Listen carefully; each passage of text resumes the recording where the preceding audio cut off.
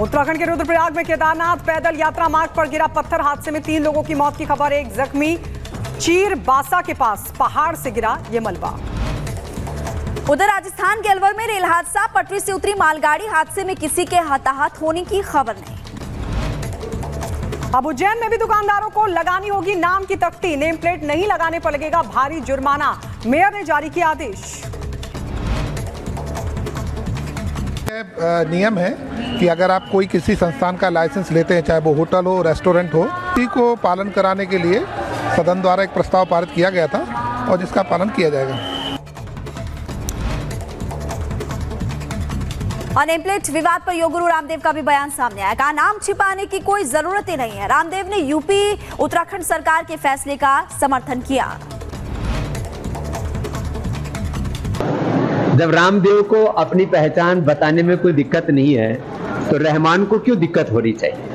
तो अपने नाम पर तो सबको गौरव होता है, तो नाम छिपाने की कोई जरूरत नहीं है। कांवड़ रूट पर दुकानों में नाम को लेकर जमीयत उलेमाए हिंद ने बुलाई बैठक, आदेश के कानूनी पहलुओं पर होगी चर्चा। पंजाब में बठिंडा पुलिस ने की कार्रवाई, 3 ड्रग तस्करों को गिरफ्तार किया और मौके से 1.5 किलो गांजा बरामद किया। जौनपुर में पावर हाउस के पास थाना अध्यक्ष और ग्राम प्रधान के बीच हुई झड़प, ग्राम प्रधान ने पुलिस पर लगाए गंभीर आरोप, बिजली कटौती को लेकर प्रदर्शन कर रहे थे ग्रामीण। गाजियाबाद के ट्रोनिका सिटी में पुलिस बदमाशों के बीच मुठभेड़ हुई, गोलीबारी के दौरान एक बदमाश गिरफ्तार और पकड़े गए बदमाश से पूछताछ कर रही police.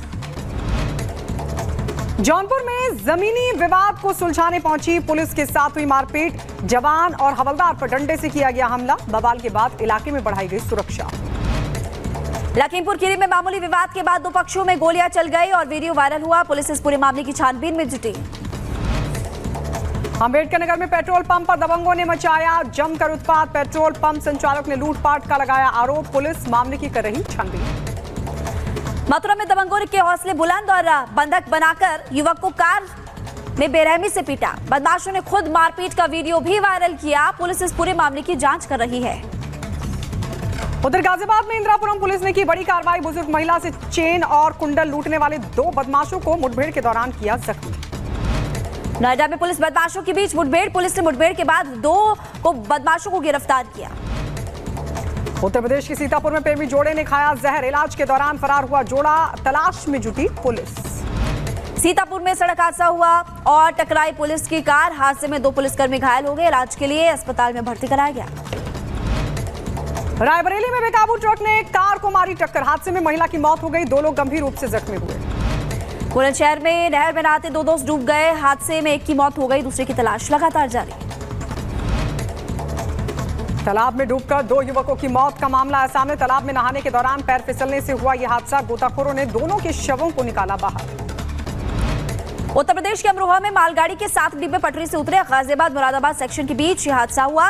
Moradabad Saharanpur Meerut to Ghaziabad root से ट्रेनें निकाली जा रही है। प्रधानमंत्री मोदी ने किया ट्वीट, देशवासियों को दी गुरु पूर्णिमा की शुभकामनाएं। और गुरु पूर्णिमा के मौके पर योगी आदित्यनाथ ने भी ट्वीट किया और प्रदेशवासियों को हार्दिक शुभकामनाएं देते हुए नजर आए, लिखा गुरु पूर्णिमा गुरु पूजन का पर्व है। सीएम योगी आदित्यनाथ ने गुरु पूर्णिमा के मौके पर गोरखनाथ मंदिर में की पूजा अर्चना, पूजा कर लिया बाबा का आशीर्वाद। राजस्थान के सीएम भजनलाल शर्मा ने श्रीनाथ जी मंदिर में दर्शन पूजन किए और श्रद्धालुओं से मुलाकात भी की। गुरु पूर्णिमा के मौके पर श्रद्धालुओं ने गंगा नदी में लगाई आस्था की डुबकी, हरिद्वार में जुटी भक्तों की भारी भीड़। उत्तर प्रदेश के अयोध्या में सरयू नदी में श्रद्धालुओं की भीड़ उमड़ी और गुरु पूर्णिमा के अवसर पर लोगों ने स्नान भी किया और लोगों का आस्था का जो सैलाब है वो उमड़ा दिखाई दिया। प्रयागराज में भी श्रद्धालुओं ने संगम में लगाई आस्था की डुबकी, गुरु पूर्णिमा के मौके पर मंदिरों में विशेष पूजा अर्चना भी की गई।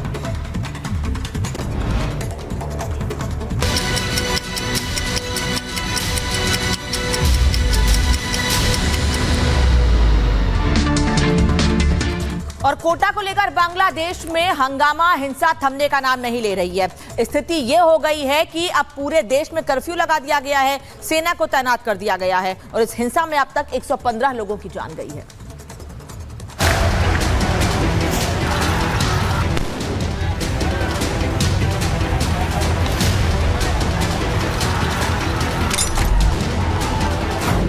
बांग्लादेश में हिंसा पाकिस्तानी साजिश।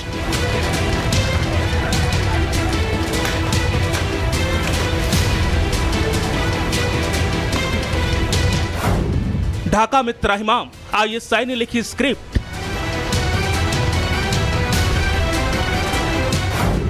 आरक्षण विरोधी बवाल, 100 से ज्यादा मौत।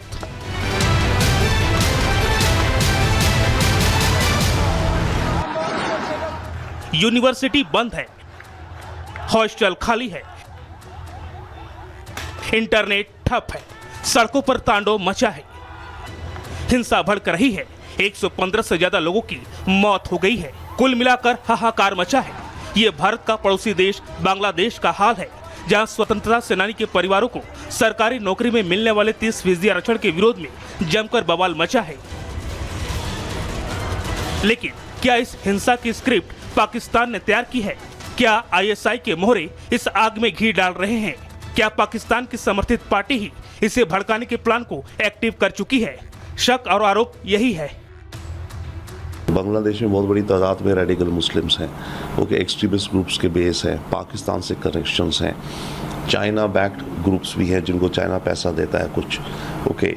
तो उन सब ग्रुप्स का जो अगर इन्वॉल्वमेंट ज़्यादा हो जाएगा दिखता है, तो ये मूवमेंट केवल स्टूडेंट प्रोटेस्ट नहीं, एक ओवरऑल एंटी सरकार हटाओ रेवोल्यूशन लाओ वाली हो जाएगी। बांग्लादेश में एक पाक समर्थित पार्टी है जमात इस्लामी, जिसका हाथ हिंसा के पीछे बताया जा रहा है। खबरें हैं कि उपद्रवियों को उकसाकर पाकिस्तान के मोहरे ही बवाल करवा रहे हैं। हालांकि आरक्षण के खिलाफ युवा सड़कों पर उतरे हैं, जिससे हिंसा भड़की है। तोड़फोड़, आगजनी और गोलीबारी से त्राहिमाम मचा है। भारत ने बंधन रेल सेवा भी बंद कर दी है और कई भारतीयों को वहां से निकाला जा रहा है। अगर हमारे भारतीय नागरिक या बच्चे हैं, उनको सुरक्षित यहाँ लाया जाएगा, उसमें कोई ऐसी बात ही नहीं है। अभी तक करीब 1000 भारतीय छात्र बांग्लादेश से वापस लौटे हैं।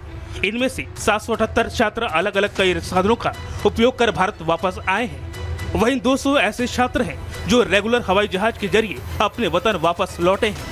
अभी भी हिंसा के इस दौर में वहां 4000 से अधिक छात्र फंसे हुए हैं। बांग्लादेश को जलाने के पीछे भी पाकिस्तान का हाथ बताया जा रहा है, क्योंकि आईएसआई पर आरक्षण विरोधी भीड़ को भड़काने का आरोप है। बांग्लादेश में हालात बेकाबू है, पूरा देश धधक रहा है, मारकाट मची है, सड़कों पर उपद्रवियों का कब्जा है, पुलिस से हालात नहीं संभले तो सेना मोर्चे पर है। क्या ये सब पाकिस्तान इसलिए करवा रहा है क्योंकि बांग्लादेश भारत का समर्थक है? बांग्लादेश में हिंसा हो रही है रिजर्वेशन को लेके, जिस तरह से वहाँ के तालिबे इल्म या स्टूडेंट्स को उकसाया जा रहा है, इस पे यकीनन आईएसआई का हाथ है और आईएसआई भी इसको चीन के निर्देशन पे ये कर रही है। बांग्लादेश की पीएम शेख हसीना का भारत के प्रति झुकाव जगजाहिर है। वो 5वीं बार बांग्लादेश की पीएम बनी है और इससे चीन पाकिस्तान को चिढ़ होती है। शायद यही दोनों देश बांग्लादेश को अस्थिर करना चाहते हैं। इनमें भी पाक का नाम ज्यादा है, क्योंकि पाक से कटकर ही बांग्लादेश बना है। ऐसे में हिंसा के पीछे आईएसआई कनेक्शन की जांच करा रही है शेख हसीना। क्या वाकई उसका पड़ोसी देश ही उसके घर में आग लगा रहा है? क्या आईएसआई ने ही बांग्लादेश को जलाने की सुपारी ले रखी है? रेडिकल एलिमेंट्स है बांग्लादेश में, रेडिकल इस्लामिस्ट हैं जो राइट चाइना बैक्ड ग्रुप्स हैं, उनको तो फ़ायदा है कि इस मौके का फ़ायदा उठाएं और बांग्लादेश के अंदर से इंडियंस को पुश करने में भारत और बांग्लादेश के रिश्तों को टेंस करें। तो मल्टीपल ग्रुप्स हैं बांग्लादेश में जो कि ये चाहेंगे कि कुछ ऐसा हो जिससे भारत और बांग्लादेश के रिश्तों में और थोड़ी खटास आए। भारत अपने लोगों को निकाल रहा है, बांग्लादेश के हालात पर नजर बनाए हुए है। लेकिन क्या पाकिस्तान नहीं चाहता कि भारत समर्थक बांग्लादेश में शांति हो? उसने एक चिंगारी को क्या आग बना दिया है जिसकी आंच में बांग्लादेश जल रहा है।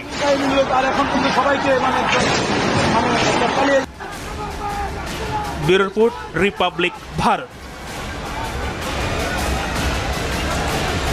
तो बांग्लादेश में इस वक्त इंटरनेट सेवा भी बंद है और लोगों को परेशानियों का सामना भी करना पड़ा। लेकिन देखिए बांग्लादेश में बवाल की वजह आखिर क्या है। 1971 में बांग्लादेश आजाद हुआ था और आपको बता देंगे कि उसके बाद कैसे धीरे धीरे बवाल बढ़ता हुआ नजर आया।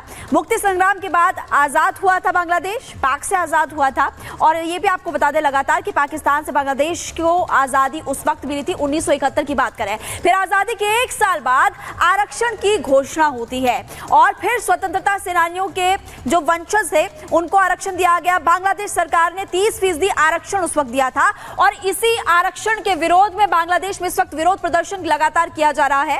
हालांकि आपको बता दें कि विरोध पिछले महीने के आखिरी हफ्ते में शुरू हुआ था और उस वक्त ये खबर मिल रही थी कि जो आरक्षण को के विरोध में विरोध प्रदर्शन किया जा रहा था तो उस वक्त हिंसक नहीं था, शांतिपूर्ण तरीके से प्रदर्शन किया जा रहा था। लेकिन धीरे धीरे हिंसक होता गया प्रदर्शन। मामला तब बढ़ा जब हजारों लोग सड़कों पर उतरे और बवाल काफी ज्यादा बढ़ गया।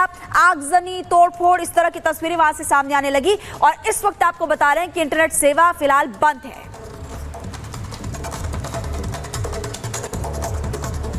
और अब बात करेंगे कंगालिस्तान पाकिस्तान की। पाकिस्तान जो अपने सदाबहार दोस्त चीन के कर्जे में बुरी तरीके से फंस चुका है और जो रही सही कसर है वो उसके जो लुटेरे नेता हैं उन्होंने पूरी कर दी है। अब आलम यह है कि एक एक अनाज के लिए पाकिस्तान के लोग जान देने से भी परहेज नहीं कर रहे हैं। हालात ये बता रहे हैं कि बहुत जल्द ऐसी स्थिति पाकिस्तान में आने वाली है। या तो पाकिस्तान नीलाम हो जाएगा या फिर जलेगा गृह युद्ध की आग में। रिपोर्ट आपको दिखाते हैं।